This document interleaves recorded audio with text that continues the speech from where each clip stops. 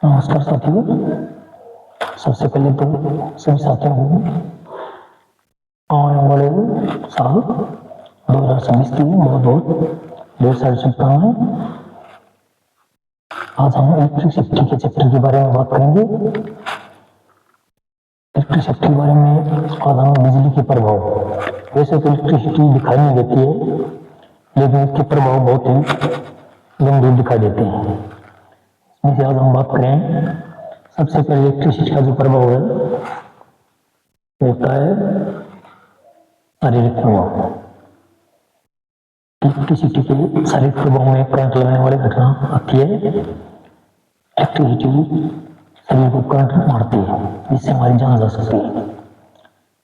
जब भी इलेक्ट्रिसिटी के बीच में हमारा शरीर कंडक्टर का काम करता है, तो वो इलेक्ट्रिसिटी हमारी मांसपेशियों को छोड़ देती है, जिससे हमारे दिल की धड़कन बंद हो जाती है और आदमी की मौत हो जाती है। और ज्यादा हैवी वोल्टेज होने पर ये शरीर को जला भी देती है। तो ये था हमारा शारीरिक प्रभाव। इसमें रूप से करंट लगाया जाता है, लेकिन थोड़ी वोल्टेज कई बार चिकित्सा जो हमारे मांसपेशियों की संकुलन है या कई बार काम नहीं करती, तो डॉक्टरी चिकित्सा में भी इस चीज का थेरेपी बोलते हैं उसको, इलेक्ट्रिक थेरेपी। उसमें भी इलेक्ट्रिक का प्रभाव का यूज किया जाता है, जो शारीरिक प्रभाव में जाता है। जब हमारी नसें कई प्रकार काम नहीं करती, तो थोड़ी बहुत बिजली का संचार देकर हम उसका शारीरिक प्रभाव का इस्तेमाल कर शरीर को ठीक कर देते हैं। लेकिन उसकी विविधता बहुत ही कम होती है और हमारी मांसपेशियों को थोड़ा सा कंपन देने के लिए, ठीक करने के लिए वो ठीक करी जाती है।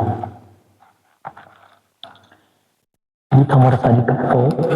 दूसरे नंबर पे आता है किरण उत्पन्न करने का।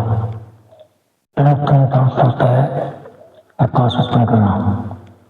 बिजली से हमें प्रकाश उत्पन्न होता है, जिससे हमारे सीएफएल या बल्ब ये प्रकाश उत्पन्न करते हैं। वो इसके प्रकाश उत्पन्न करने के प्रभाव में आते हैं, जिससे रात्रि को हम अपना प्रकाश उत्पन्न करते हैं, अंधेरे को दूर करते हैं। तो बिजली प्रकाश उत्पन्न करने के बहुत काम आती है। इसके बगैर तो अंधेरा हो जाएगा। बिजली प्रकाश उत्पन्न करना बिजली का एक महत्वपूर्ण प्रभाव है। वो प्रकाश उत्पन्न करने में ही बिजली का है, जिसको हम एक्सरे के नाम से बोलते हैं। वो बिजली का ही प्रकाश उत्पन्न करने वाला प्रभाव काम करता है। उसमें बहुत ज्यादा फ्रिक्वेंसी बिजली को और बहुत ही ज्यादा वोल्टेज वाली बिजली को जब किसी निर्वात क्षेत्र में प्रवाहित किया जाता है, तो वहाँ एक्सट्रा उत्पन्न होते हैं, जो कि किसी भी ठोस वस्तु के आर पार निकल जाते हैं, जिससे वो शारीरिक चिकित्सा में बहुत काम होता है। ताकि हम अगर किसी टूट तो एक्सटर्नल के द्वारा, एक्सरे के द्वारा आराम से देख लेते हैं बिजली का नहीं हो पाया है। एक्सटर्नल के बगैर हम शरीर की आंतरिक हिस्से टूट की पता नहीं लग पाता था। एक्सरे से हम बहुत ही जल्दी कुछ ही मिनटों में पता लगा लेते हैं कि शरीर में क्या टूट हुई है, कितना टूट है।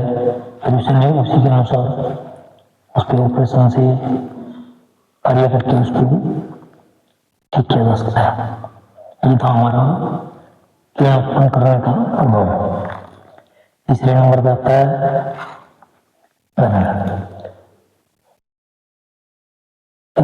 गर्मी आता है। बिजली से गर्मी उत्पन्न होती है। जैसे आजकल हमारे घर में इलेक्ट्रिक एलिमेंट है, जो राड है, जो पानी गर्म करते हैं, ये गर्मी पैदा करती है, जिससे हम गर्मी पैदा करके अपने कार्य निपटाते हैं।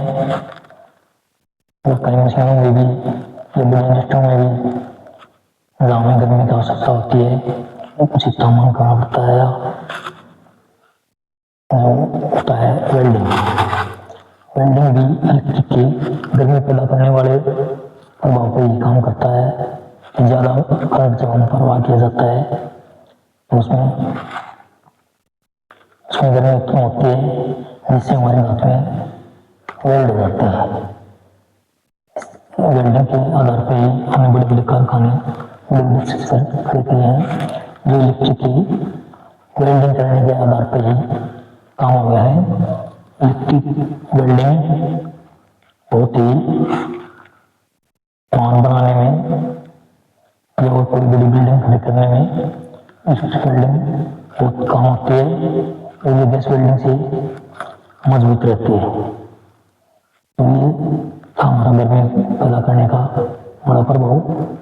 इसके बाद आता है बिजली का चौथा प्रभाव है रासायनिक।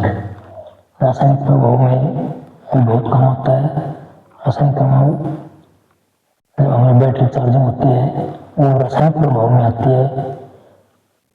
अब बैटरी आजकल में प्रयोग की जाती है। रासायनिक क्रिया के ऊपर जो बैटरी चार्ज होती है वो रासायनिक क्रिया होती है, उस चीज भी बैटरी चार्ज होती है। बैटरी की जो पॉजिटिव प्लेट होती है PbO2 यानी कि लेड प्रो ऑक्साइड होता है, और जो माइनस वाली प्लेट है वो Pb होती है यानी कि लेड। जब इसके अंदर सल्फ्यूरिक एसिड H2SO4 की प्लेटें दोनों डूब हो जाते हैं तो उसमें से एक प्लेट से आयन दूसरी प्लेट में जाते हैं, तो बाहर इसको हम करंट चलना कहते हैं। लेड एसिड बैटरी जो लिथियम बैटरी होती है वो भी उसी में भी रासायनिक क्रिया द्वारा ही बिजली स्टोर होती है और हमारे को सप्लाई मिलती है, ताकि हम बिजली को एक स्थान से दूसरे स्थान बगैर उसके ले जा सकते हैं और कई दिनों तक बिजली को स्टोर करके भी रख सकते हैं, ताकि हम उसमें जब एक्शन क्रिया होगी तो उसमें बिजली पैदा होगी। उससे हमारे जो भी काम है, बिजली जो काम करती है वो सारे काम हम उससे कर सकते हैं।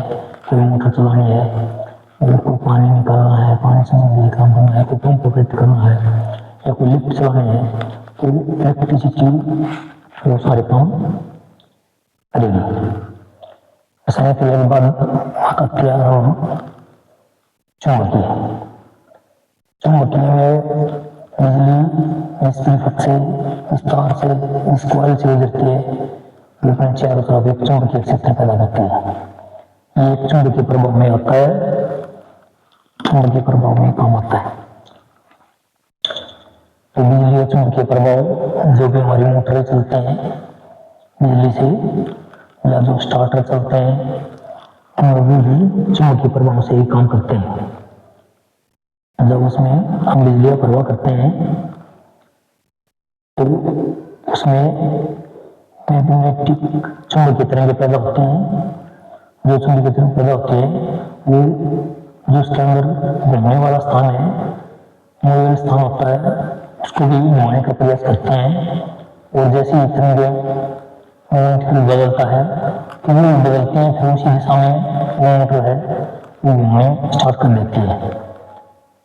ये चुंबकीय प्रभाव हमारे सभी मोटरों में, जो इलेक्ट्रिक मोटर हैं, सभी मोटरों में, और आजकल तो इलेक्ट्रिक गाड़ी भी आने लगी, उनमें हमारा चुंबकीय प्रभाव ही काम करता है। चुंबकीय प्रभाव में ट्रांसफार्मर भी हमारा होता है, वो सभी ट्रांसफार्मर होता है, जो सारे ट्रांसफार्मर चुंबकीय प्रभाव में काम करते हैं, क्योंकि ट्रांसफार्मर में दो वाइंडिंग होती है, एक सेकेंडरी एक प्राइमरी। जब हम प्राइमरी वाइंडिंग में एसी सप्लाई देते हैं तो सेकेंडरी वाइंडिंग में उस चुंबकीय प्रभाव के कारण बिजली उत्पन्न होती है। एक कमरे में हम सप्लाई देते हैं, दूसरी में चुंबकीय प्रभाव के कारण ही अपने आप ही उसमें बिजली उत्पन्न हो जाती है। फिर वो जो बिजली उत्पन्न होती है वो प्राइमरी और सेकेंडरी वाले को टर्न के आधार पर ही बिजली की वोल्ट में मिलती है। ट्रांसफार्मर के बारे में आपको बाद में बताया जाएगा। ट्रांसफार्मर का एक अगले वीडियो में हम ट्रांसफार्मर वीडियो के बारे में बात करेंगे। ट्रांसफार्मर कई प्रकार के होते हैं, कई टाइप के होते हैं और फ्रिक्वेंसी के आधार पर, उनके कोर के आधार पर, उनके कूलेंट के आधार पर भी ट्रांसफार्मर होते हैं। तो ट्रांसफार्मर के बारे में हम बाद में उनमें क्या क्या सेफ्टी है, क्या क्या उसमें सावधानी रखनी होती है, कितना लोड डालना होता है, क्या है, उसके बारे में हम ट्रांसफार्मर सेफ्टी में, ट्रांसफार्मर यूज में और छोटे ट्रांसफार्मर, बड़े ट्रांसफार्मर और उनकी करंट रेशो, उनके बारे में हम अगले वीडियो में बात करेंगे। आज तो हम बिजली के प्रभाव के बारे में बात करेंगे। बिजली प्रभाव ये तो हमने कुछ मुख्य मुख्य प्रभावों के बारे में बात करी है। इसके अलावा भी बिजली के और बहुत से प्रभाव भी हैं। तो आज इतना ही। अगले वीडियो में आपसे बिजली की सेफ्टी संबंधी, बिजली संबंधी और विषयों पर भी आपसे चर्चा करेंगे। तब तक के लिए धन्यवाद।